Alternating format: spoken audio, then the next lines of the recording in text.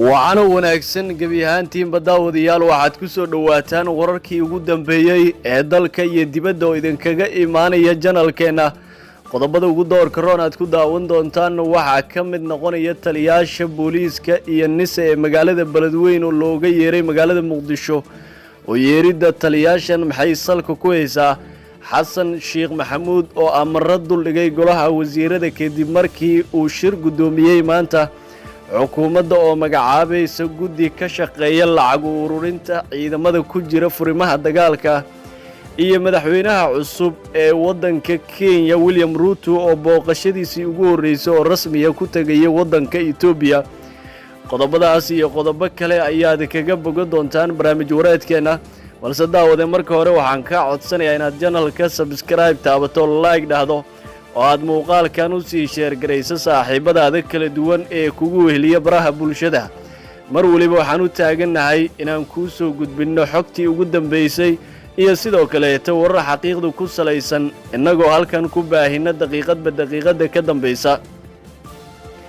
waa maalinimo khamiis taariikhduna ay tilmaamayso 6 bisha 10aad sanada 2022 waxaad ku soo dhawaataan qodobadii aan hore idinkugu soo xusay oo intaasi ka sii faahfaahsan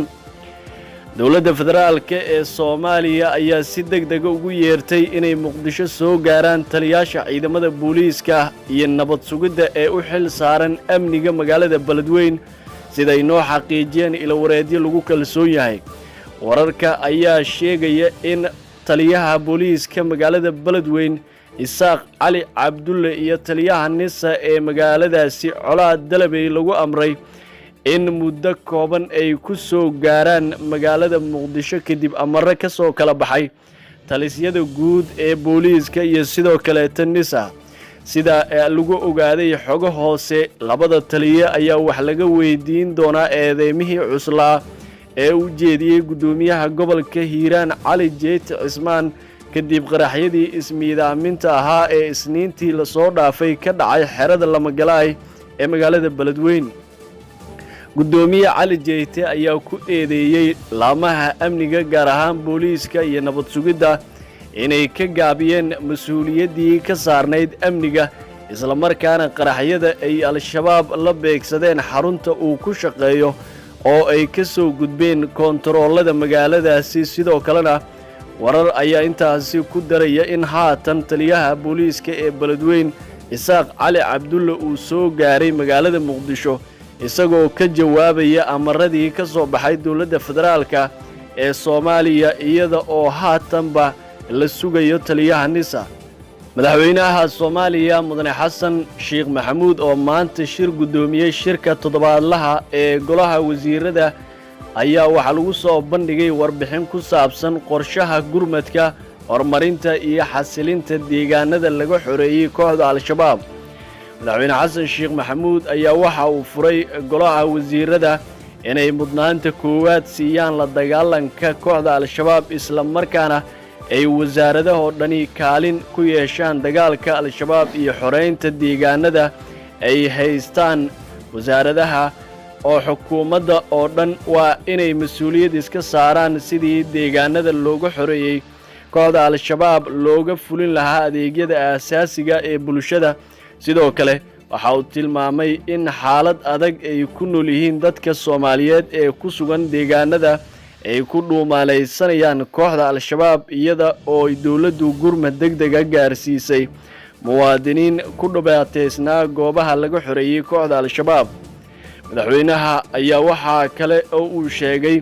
in dawladdiisu ay ka go'an tahay xoreynta deegaanada ay haystaan kooxda al-shabaab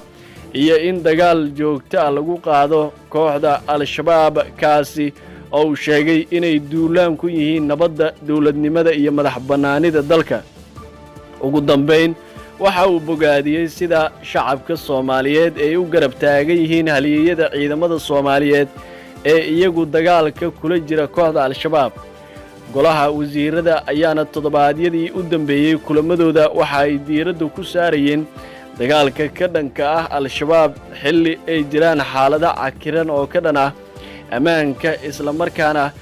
siiba dagaalka al-shabaab iyo xaalado bini aadamnimo oo ka dhashay abaaraha ka jira koonfurta iyo sidoo kaleeta bartamaha dalka.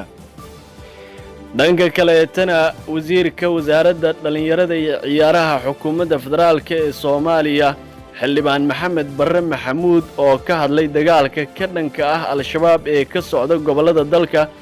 ayaa sheegay in dhalinyaro ahaan ay uga qayb qaadan karaan dhowr waxyaabood si looga guulaysto al-shabaab. wasiirka waxa uu sheegay inay qorsheynayaan magacaabista guddi dhalinyaro ah kuwaasi oo samayn doona dhaqaale ururinta iyo sidoo kaleeta taakulaynta ciidamada ku jira furimaha ee la dagaalamaya kooxda al-shabaab. wasiir Maxamed Barre Maxamuud wasiirka wasaaradda dhalinyarada iyo ciyaaraha xukuumadda federaalka ee Soomaaliya waxa uu sheegay in dadka Soomaaliyeed dagaalka ku wajahan al-shabaab ay uga qayb qaadan karaan dhowr nooc si awoodda la isugu geeyo ka xoreynta dalka fursadahaasna ay haystaan dhalinyarada Soomaaliyeed. hadalka wasiirka wasaaradda dhalinyarada iyo ciyaaraha xukuumadda federaalka ee Soomaaliya ayaa ku soo aadaya xilli meelo ka mid ah gobolada dalka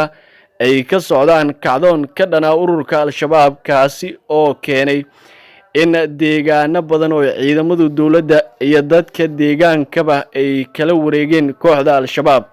markana wararka dibadda waxa ka soo cusboonaanaya madaxweynaha waddanka Kenya ee William Ruto iyo wafdi oo hogaaminaya ayaa maanta booqasho rasmi ah waxay ku tageen magaalada Addis Ababa ee caasimadda dalka Ethiopia. garoonka diyaaradaha ee magaaladaasi Addis Ababa ayaa waxaa madaxweynaha Kenya William Ruto ku soo dhaweeyay ra'iisul wasaaraha waddanka Ethiopia Abiy Ahmed, waxaana labada hogaamiye ay si weyn kaga wada hadli doonaan arrimo badan oo quseeya labada dal iyo sidoo kaleeta arrimo kala duwan oo ku saabsan xiriirka soo jireenka ah ee u dhaxeeya labada dal. dhinaca kale madaxweynaha cusub ee waddanka Kenya William Ruto ayaa goobjoog ka noqon doona